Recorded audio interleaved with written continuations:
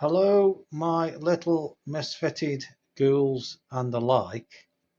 Few drastic changes to the palette knife canal picture 2, and I'll tell you for why.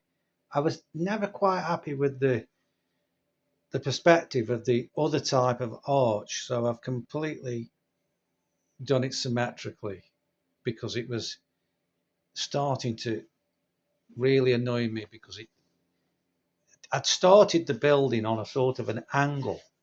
And because I'd started it on an angle, it meant that the original arch had to fit in with that angle. Um, and it never really did for a few reasons.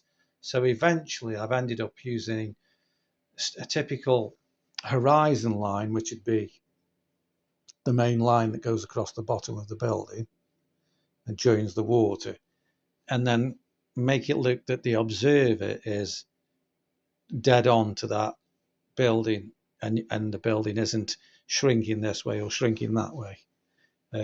So that was a major thing. So although there is a trace of the other archway underneath there, um, as I do subsequent colours and layers in the next few days, that sort of darkish line will disappear and the original arch will be no more. I even tried some wrought ironwork in here, but it didn't look good because you could see through to the other side. It all started looking a bit messy. So I've done it like it's sort of covered in. And it's made all the archway now look very neat. And you've all probably noticed that the gondola has arrived. Eh?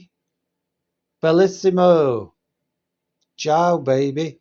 Yeah, so I put the gondola in, one of these with this great shape to the front of them, and the sort of emblematic little um, bit of decoration on the front, and it seems to have worked. I put also the posts which the boats would hang their boat ties onto these lovely sticks that are sticking out of the water, which are everywhere in Venice.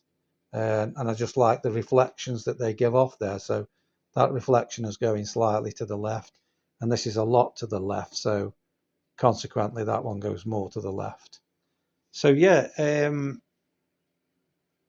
it's been a sort of an uphill mission. This one has, but I think because I've put something in the foreground closer to us, the building now does look further back, and so it gives the painting some other dimension to the viewer.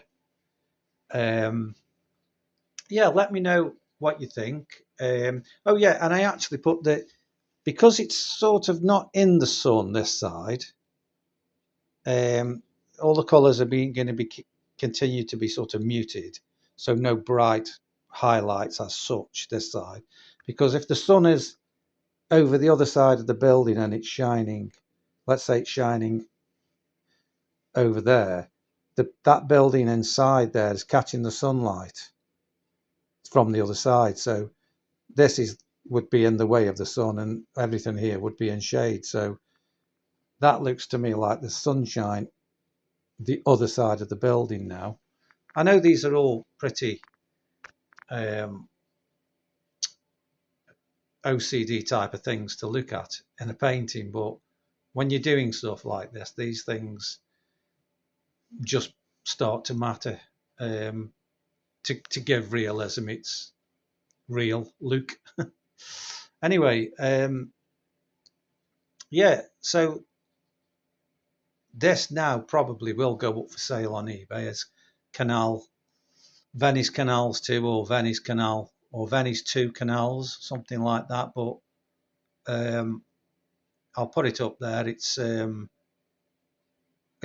almost finished. There's just a few things just to tidy up, and I think I've got a nice shadow underneath the front of the boat there to give it gravitas. Looks like it's actually on something. Um, and really, I've never changed the blue windows. They've been the same since they started. So let me know what you think. And free Lucy.